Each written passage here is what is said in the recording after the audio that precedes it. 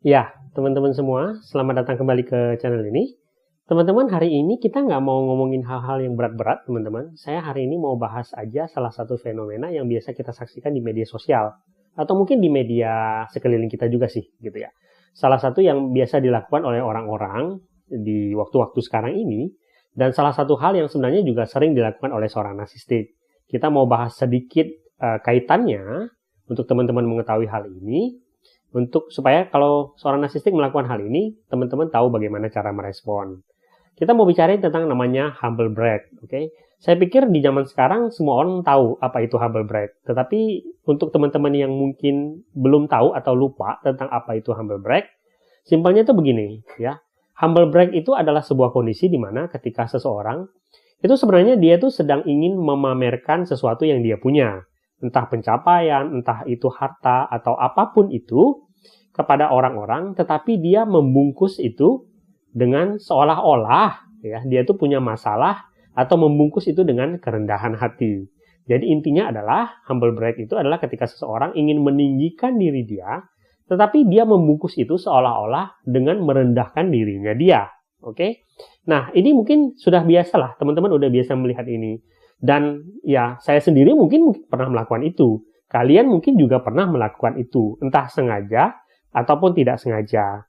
Untuk pengingat ya, contohnya ketika seseorang melakukan humble brag itu adalah ketika dia bilang misalnya, aduh capek banget ya, udah mau liburan kayak gini, masih harus disuruh terbang ke Amerika buat rapat, misalnya begitu.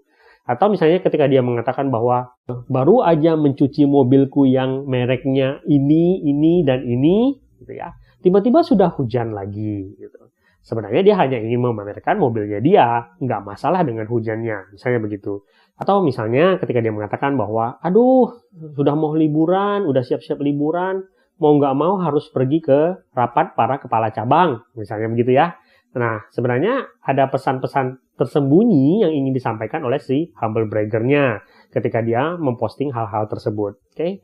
Nah, saya sih nggak akan menghakimi lah teman-teman hal-hal seperti ini. Ya mungkin ini sesuatu yang mungkin saja sudah umum di media sosialnya kita. Dan tanpa sadar mungkin kadang-kadang kita juga melakukan hal tersebut. Oke ya?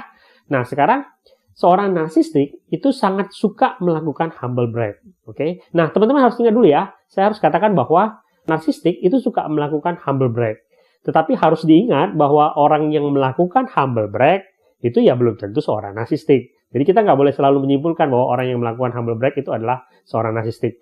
Tetapi humble brag ini adalah sesuatu yang favorit bagi seorang narsistik untuk dilakukan. Apalagi di zaman media sosial ini. Nah pertanyaannya adalah kenapa seorang narsistik sangat suka untuk melakukan humble brag? Ya, jadi gini, simpelnya adalah seorang narsistik itu kan kita harus ingat, mereka ini adalah orang-orang yang sangat butuh validasi diri. Mereka sangat butuh pengakuan. Mereka sangat butuh untuk, dalam tanda kutip, memamerkan apa yang mereka punya, pencapaian apa yang mereka dapat, untuk mendapatkan respon daripada orang-orang. Nah, tetapi mereka juga sebenarnya menyadari gitu, bahwa kalau kamu melakukan itu secara terang-terangan, itu kan berpotensi membuat kamu kehilangan pengagum-pengagumnya kamu. Di zaman sekarang misalnya, orang menyadari bahwa kesombongan itu bisa membuat kamu kehilangan atensi atau perhatian. Jadi, kamu butuh sebuah cara atau sebuah teknik untuk membuat kamu bisa memamerkan apa yang kamu punya, tapi dilakukan secara terselubung. Nah, humble brag itu adalah teknik favorit bagi seorang narsistik karena itu memenuhi apa yang diinginkan oleh seorang narsistik. Dia bisa mendapatkan perhatian dari orang-orang, memamerkan apa yang dia punya, tetapi dibungkus dengan kerendahan hati, sehingga dia bisa berkelit ketika misalnya orang mengkonfrontasi dia bahwa dia itu sebenarnya adalah seseorang yang suka pamer. Itulah kenapa seorang narsistik itu suka melakukan humble brag. Artinya humble brag itu adalah salah satu teknik favorit yang biasanya dipakai oleh seorang narsistik untuk mendapatkan perhatian atau validasi. Oke? Nah, sedikit ya. Mungkin teman-teman akan bertanya, Bang, ciri-cirinya humble brag itu gimana sih, Bang, sebenarnya? Apalagi ketika seorang narsistik melakukan hal tersebut, gitu ya. Nah, ini beberapa yang kalian bisa lihat ya, analisis ketika seseorang melakukan humble brag atau tidak. Yang pertama, gitu ya, ingat, ketika orang melakukan humble brag, itu kan fokusnya kan sebenarnya untuk memamerkan kelebihannya dia.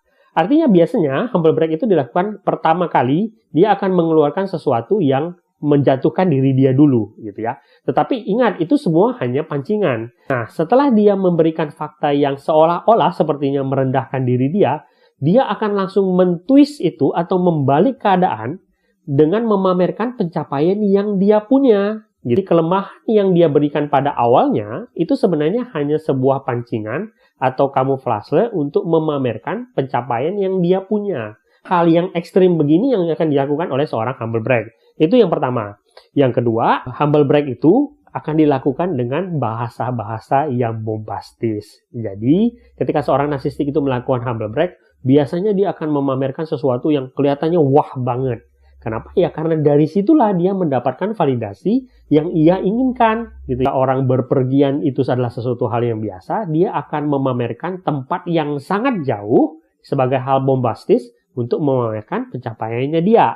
Gitu ya. Yang ketiga, nah ini yang paling kelihatan sebenarnya teman-teman. Biasanya ketika orang melakukan humble brag, itu ekspresinya itu tidak sesuai dengan kenyataan yang dia tampilkan.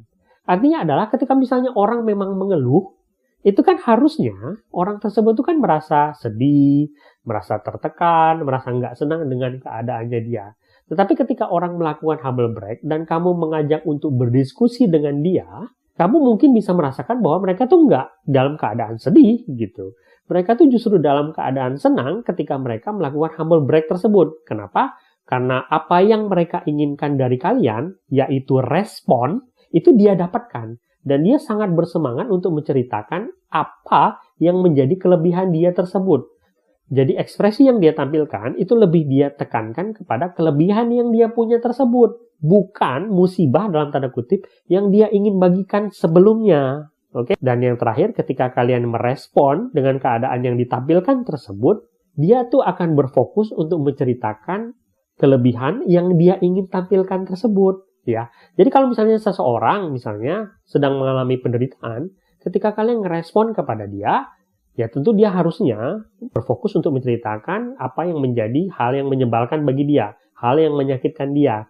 Tetapi kalau humble bragger, ketika kamu merespon dan berdiskusi dengan dia justru bersemangat menceritakan hal yang jadi kelebihannya dia. Which is, itu yang jadi tanda seorang narsistik kan? Karena dia sangat berfokus untuk mendapatkan validasi dan pengakuan dari orang lain. Oke. Nah, sekarang apa yang akan kamu lakukan ketika kamu bertemu dengan seorang narsistik yang sedang melakukan humble brag? Ya, simple. Teman-teman ingat, ketika seorang narsistik melakukan humble brag, dia itu kan butuh validasi. Dia itu butuh yang namanya respon.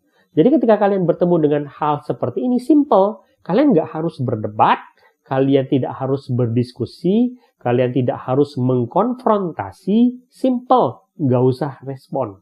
Kenapa? Karena kalau kalian tidak merespon, itu artinya si narsistik sudah tidak mendapatkan apa yang dia inginkan. Dan percayalah, itu sudah cukup untuk membuat dia tidak mendapatkan apa yang dia inginkan. Jadi bersikaplah netral, stay cool, tetap tenang, tidak perlu terpancing akan apapun, walaupun mungkin kadang-kadang kalian merasa jengkel akan hal tersebut. Tetapi tetaplah tenang dan tidak perlu untuk melakukan apapun. Oke? Semoga video ini berguna. Sampai jumpa di video berikutnya.